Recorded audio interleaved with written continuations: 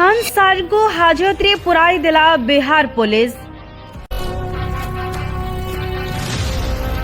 Police घोषारी नेउथुला किंतु कौन से छात्र छात्री रोकी पारिलेनी। छात्र छात्री मानक सहित मिसी आंदोलन करुथुले खान सार। जणे कि दुई जण नुहे हजार हजार छात्र छात्री गहन रही आंदोलन करुथुले खान सार। परीक्षा रे नॉर्मलाइजेशन चलिबो नाही बोले नारा देउथुले। सेही समय रे हठात पुलिस आसिला और उठाई नहीं चलीगला।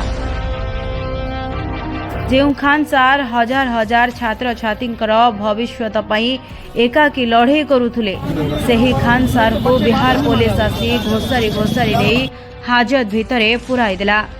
निरीह छात्र छात्री जेते चेष्टा कले भी खान सार को अटकाई पारिले नहीं। हाँ दर्शक बंधु, बिहार रे चली छात्र आंदोलन। सबु छात्र छात्री गोटे जिद, नॉर्मलाइजेशन उठा जाऊ। सबु छात्र छात्री मानक सहित मिसी गोटे कथा कहूथुले, नॉर्मलाइजेशन चलिबो नाही।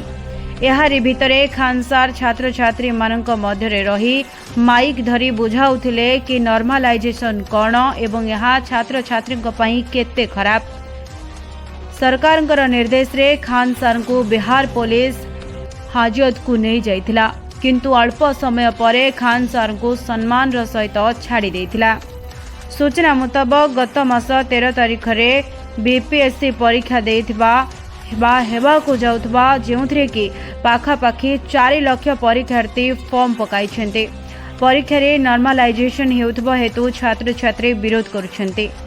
बीपीएससी रे नॉर्मलाइजेशन को हटाइबा पई आंदोलन चलिछि, किंतु बीपीएससी रो एहा प्रति उत्तर रे किछि एमिति कहिछि जे नॉर्मलाइजेशन को नेई मिछ प्रचार करा जाउछि।